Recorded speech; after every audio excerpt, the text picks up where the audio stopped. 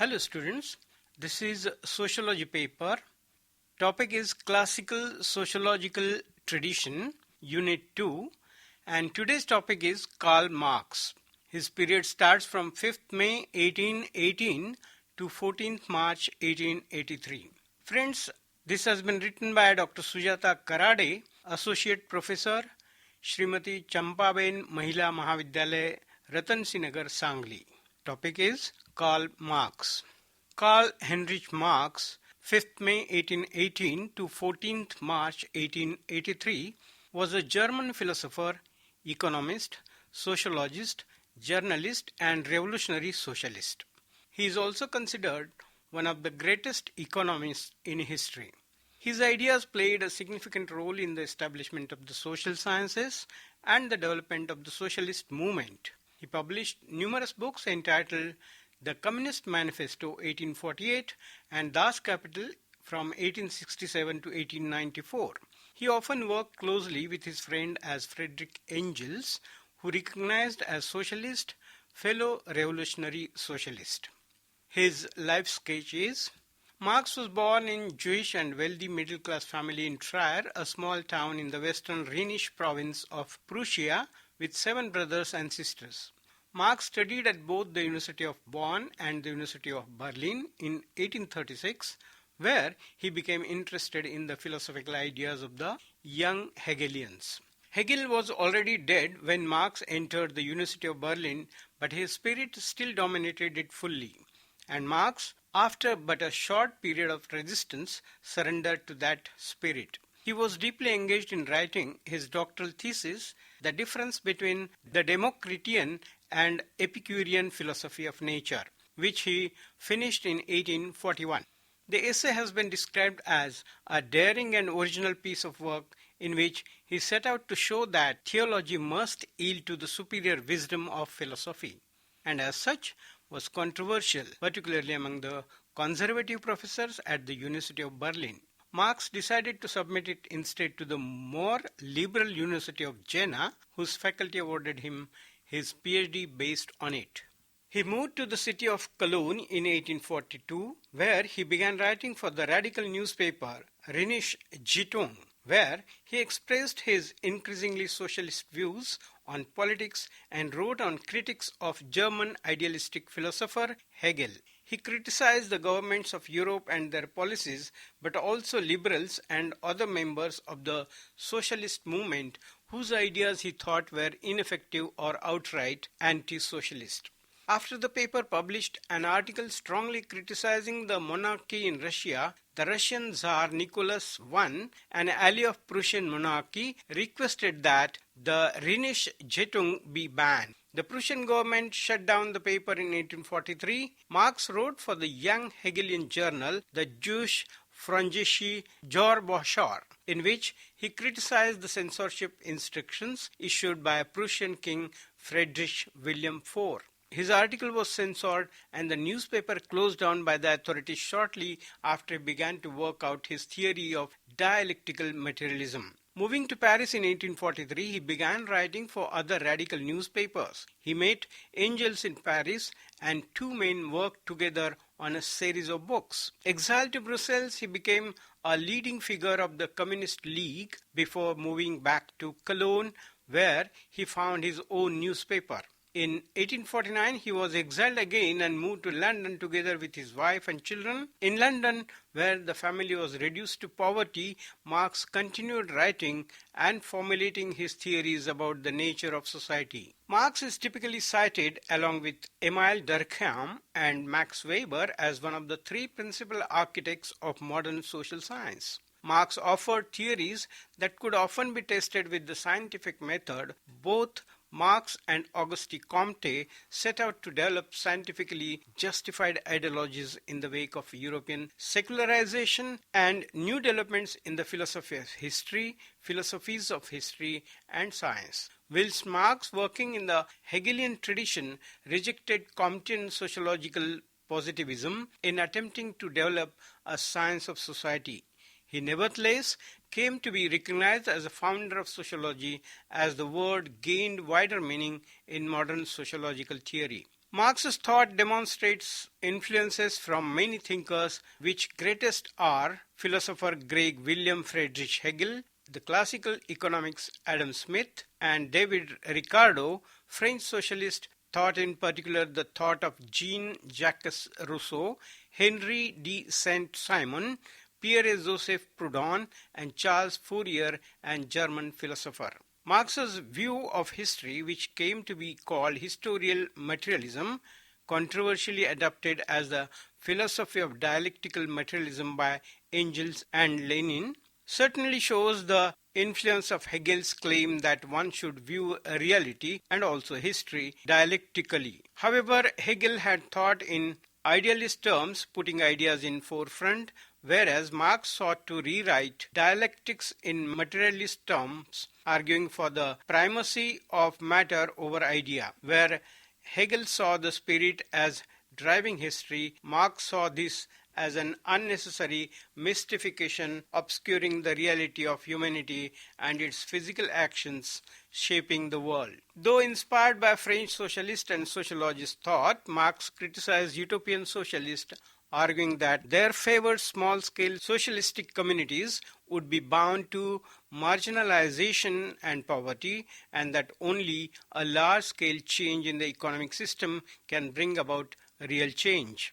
The other important contribution to Marx's revision of Hegelianism from Engels' book entitled The Condition of the Working Class in England in 1844, which led Marx to conceive of the historical dialectic in terms of class conflict. Marx believed that he could study history and society scientifically and discern tendencies of history and the resulting outcome of social conflicts. Some followers of Marx concluded that a communist revolution would inevitably occur. However, Marx famously asserted in the 11th of his thesis on Feuerbach that philosophers have only interpreted the world in various ways. The point, however, is change it, and he clearly dedicated himself to trying to alter the world.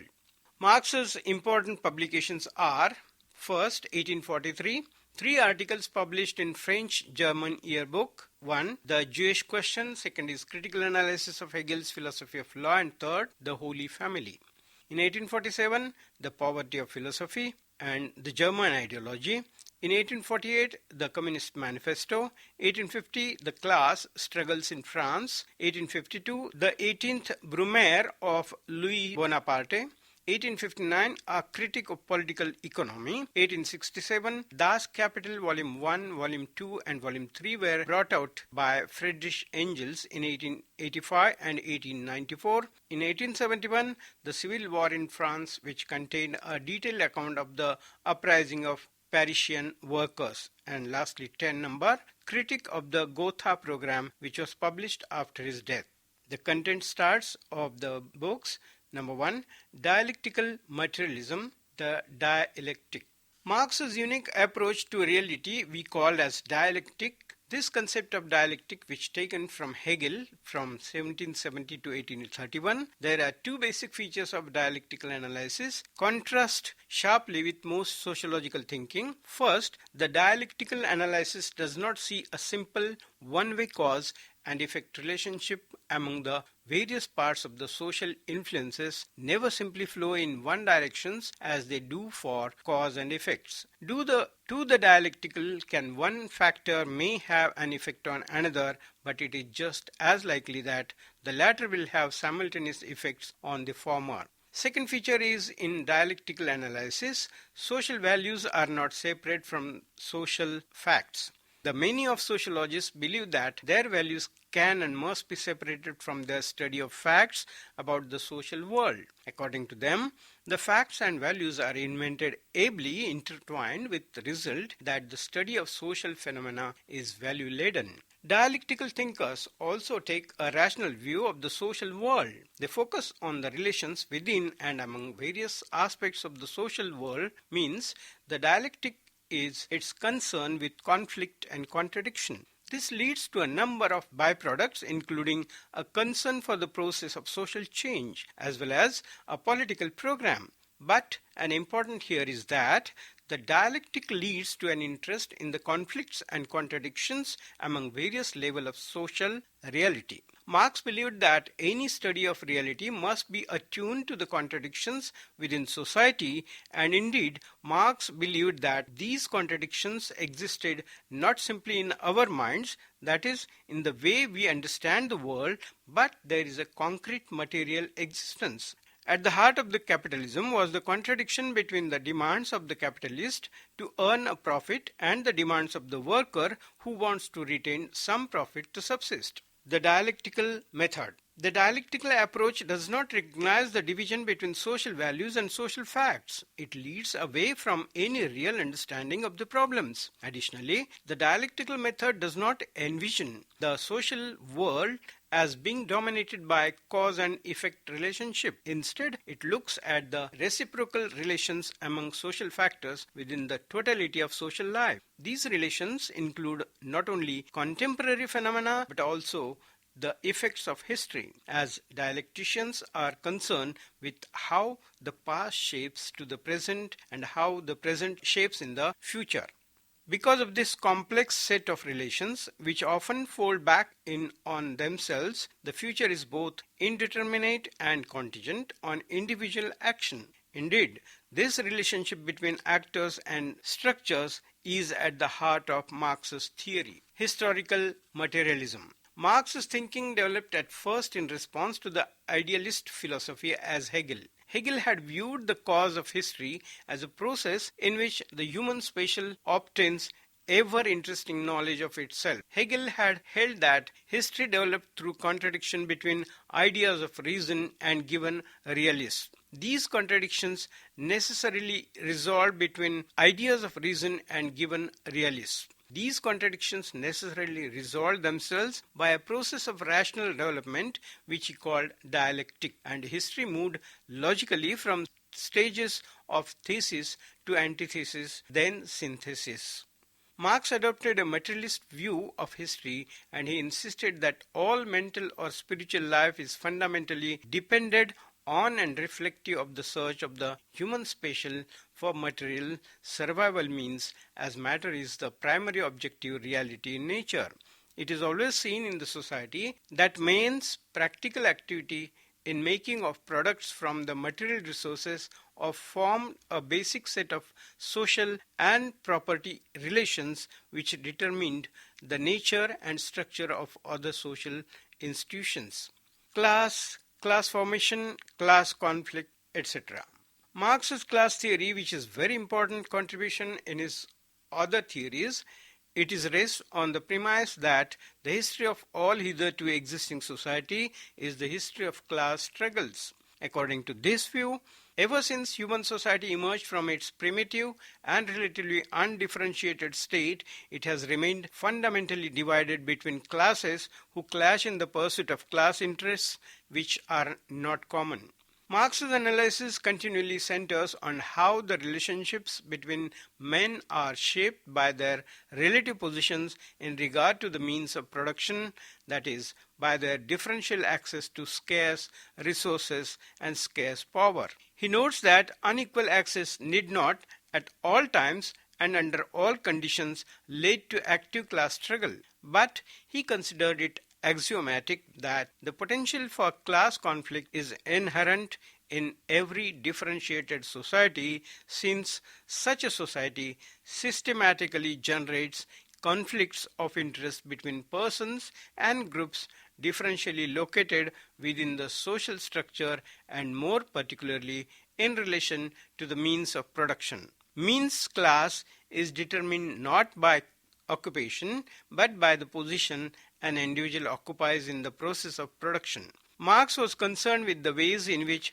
specific positions in the social structure tended to shape the social experiences of their incumbents and to predispose them to actions oriented to improve their collective fate. Class interests are fundamentally different from and cannot be derived from the individual interest is imputed by the utilitarian school and classical British political economy. Potential common interest of members of a particular stratum derive from the location of the stratum within particular social structures and productive relations. But potentiality is transformed into actuality, class in itself into class for itself, only when individuals occupying similar positions become involved in common struggles. A network of communication develops and they thereby become conscious of their common fate. It is then that individuals become part of a cohesive class that consciously articulates their common interest.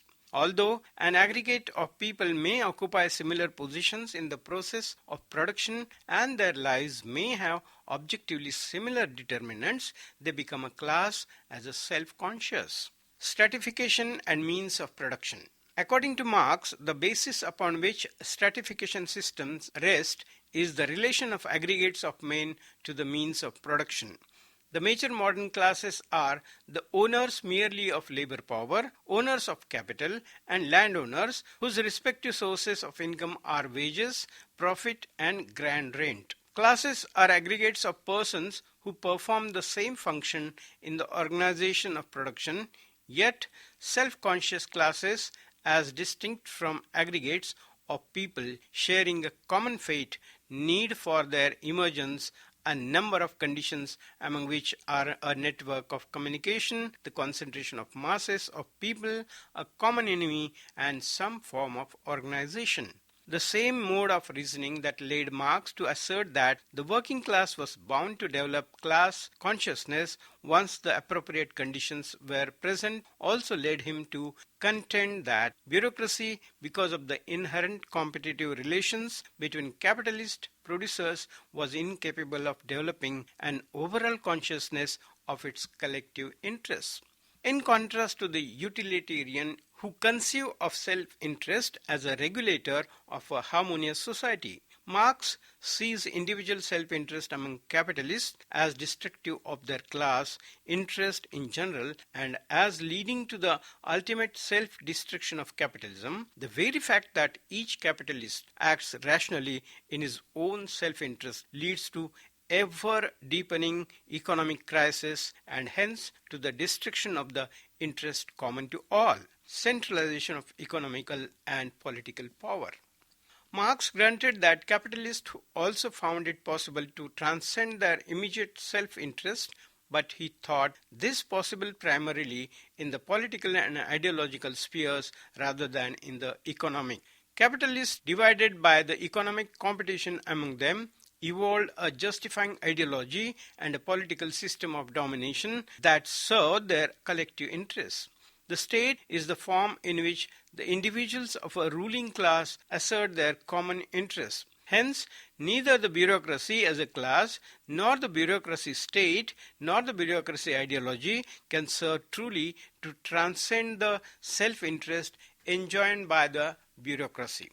The bourgeois reign is doomed when economic conditions are ripe and when a working class united by solidarity, aware of its common interests and energized by an appropriate system of ideas confronts its disunited antagonists. Class conflict. The conflict created by the contradictory positions of two groups, the labor and the capitalist, is at the heart of capitalism. Because these represented groups in conflict, Marx called them classes. He says every historical period had its own class formations because capitalists are continually accumulating capital while also competing with other capitalists. Marx believed that more and more members of society would eventually become labor in a process he called proletarianization. Society would then be characterized by a very small number of capitalists exploiting a large number of poor laborers subsisting on low wages. Marx's class theory rests on the premise that the history of all hitherto existing society is the history of class struggles. According to this view, ever since human society emerged from its primitive and relatively undifferentiated state, it has remained fundamentally divided between classes who clash in the pursuit of class interests. In the world of capitalism, for example, the nuclear cell of the capitalist system, the factory, is the prime locus of antagonism between classes, between exploiters and exploited, between buyers and sellers of labor power rather than of functional collaboration. According to Marx, the organization of production is not a sufficient condition of the development of social classes.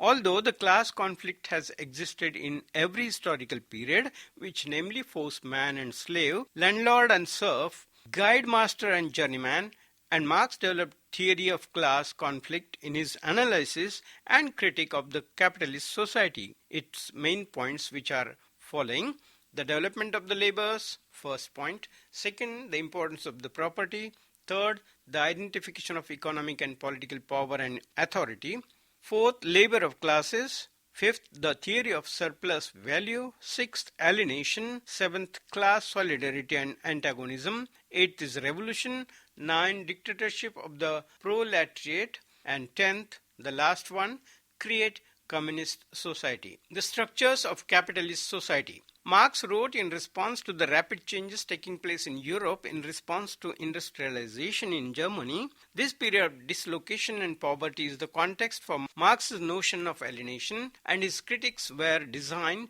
to show that capitalism was the basis for alienation and to develop a plan for action for overcoming the structures of capitalism. Marx understood that inherent within capitalism was also a system of power. It is both economic and political. It both coerces and exploits workers. Actions undertaken in the name of economic necessity disguise political decisions. For example, although it is an accepted economic method for dealing with inflation, raising interest rates protects the wealthy while causing unemployment among the poor. The political decision to privilege the wealthy at the expense of workers is hidden behind economics. Commodities. Marx's understanding of commodities, that is, products of labor intended for exchange, is central to understanding his ideas about the nature of capitalism. Commodities produced to subsist and to satisfy their needs have use value. Under capitalism, where workers produce for others and exchange commodities for money, products have exchange value because it is often unclear where a commodity's value comes from. It takes on an independent external reality. Marx called this the fetishism of commodities, when the value of an object or commodity is believed to be tied to something natural or independent of human action, such as markets. Thus, the reality that value originates from labor and the satisfaction of needs is obscured. Capital, capitalist, and proletariat. Under capitalism, there are two main groups: the proletariat, who are wage laborers, and the capitalists, who own the means of production. Whereas workers are wholly dependent upon wages, capitalists are dependent upon money invested to create more money. Capital is unique to the circulation of commodities under capitalism. Under non-capitalist forms of exchange, commodities are traded for money, which is then traded for another commodity. The primary reason for exchange is to obtain a commodity for use. Under capitalism, money is used to purchase a commodity, which is then sold to create a greater amount of money. The purpose of this form of exchange is to create greater and greater sums of money. Exploitation is a set of social relations on which capitalism is built. Capitalists exploit workers by paying them less in wages than the value they produce. Capital grows by exploiting workers to generate ever greater amounts of surplus value, usually by lowering workers' wages. In addition, capitalists constantly compete with one another over capital by finding new ways to generate profit and surplus value in order to maintain an edge. Marx calls this drive the general law of capitalist accumulation. Capitalism is not the only historical epoch in which individuals are exploited, but it is the only one in which the mechanisms of exploitation are hidden behind independent, objectified, and reified structures such as the market. Concept of surplus value. In that alienation, Marx had a special concern with how people relate to that most fundamental resource of all, their own labor power. As with the dialectic, Marx began with a Hegelian notion of alienation but developed a more materialist conception.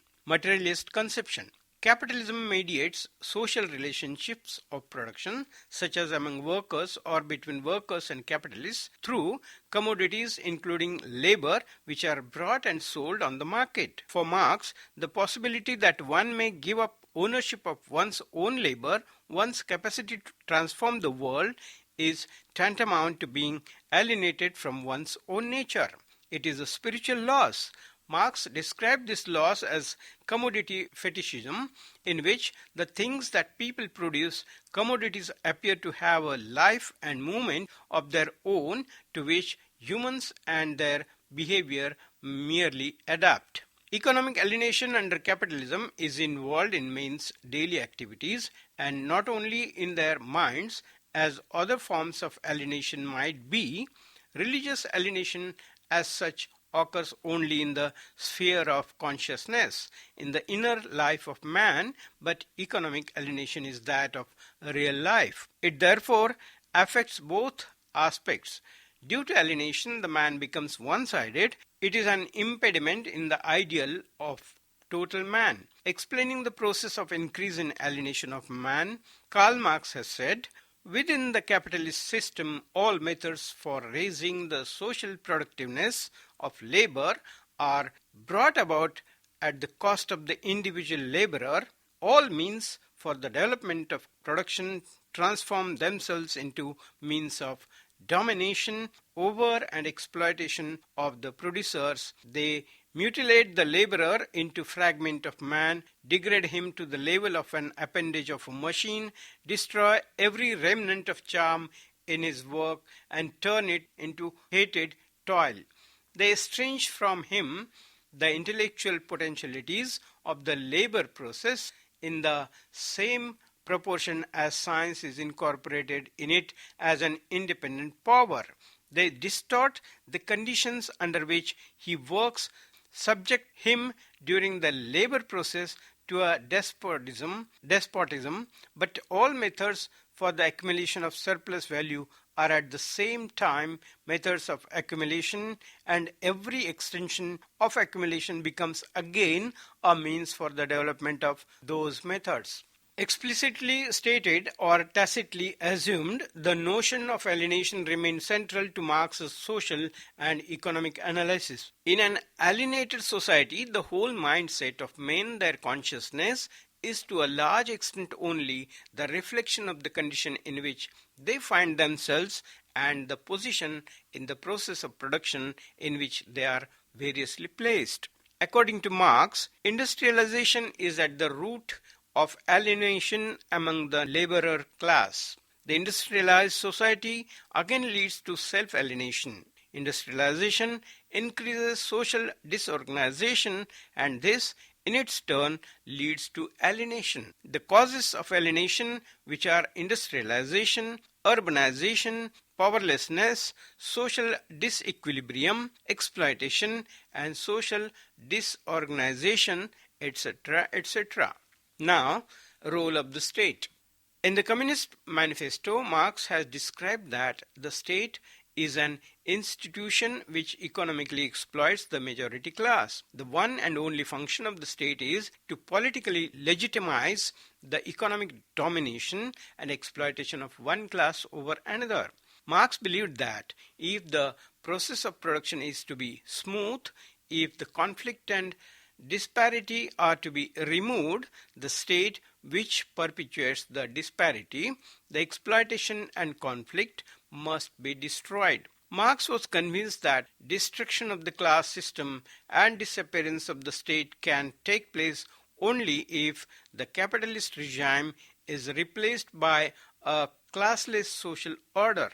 According to Marx, Under a specialist regime, there will no longer be class domination or political power exercised by one class over the others.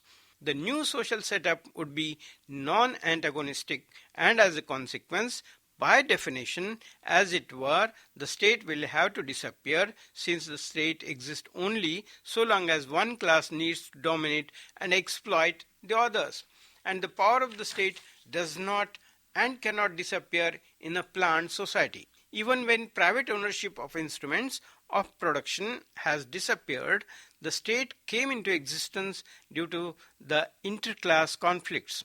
The capitalist class uses the state as a tool to make laws that promote their own economic interest and exploit the workers to the hilt. Therefore, the state, an unjust institution whose only function is to polarize the society and help the capitalists to keep the workers in a hapless, helpless, poverty-stricken state so that they do not have the strength to protest, let alone hit back.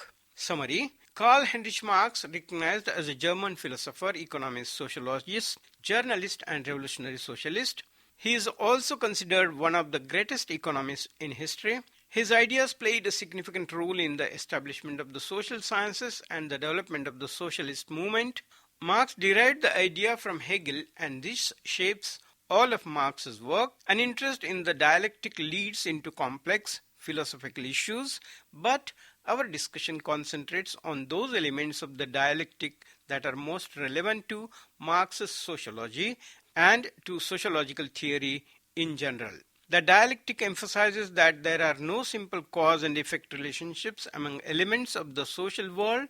There is no clear dividing line between fact and value. Marx devoted his attention to dialectical and critical analysis of capitalist society. Marx saw capitalism as a setting that distorts humanity, whereas communism would be a setting in which humanness would be allowed to express itself. We discussed the various aspects of the structure of capitalist society. Also, we discussed the central role played by commodities in capitalism, capitalist society, class consciousness.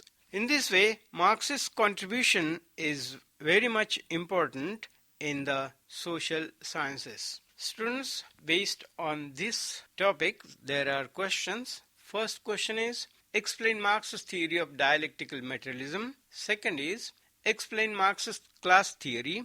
Third, evaluate the Marxist theory of capitalism. Fourth, discuss on Marxist theory of surplus value. Fifth and last, discuss on the Marxian thought on the state. Second question, write notes on the following: A. Alienation. B. Class conflict. C. Marx capitalism. C. Marxian role of the state.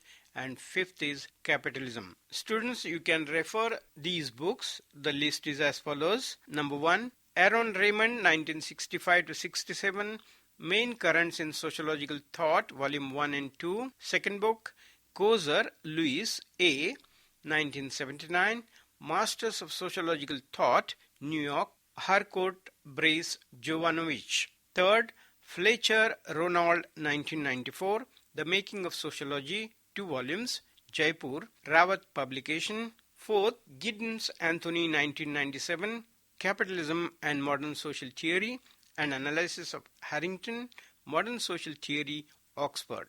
Fifth, Ritzer, George, 1996, Sociological Theory, New Delhi, Tata McGraw-Hill. Sixth, Jetlin Irving, 1998, Indian edition, Rethinking Sociology, A Critic of Contemporary Theory, Jaipur, Rawat Publications. Seventh, Sharma and Sharma, Contemporary Sociological Theories, Media Promoters and Publishers Private Limited, Bombay. You can refer a website also, Wikipedia, the free encyclopedia. With that, we bring to an end the Karl Marx. Thank you.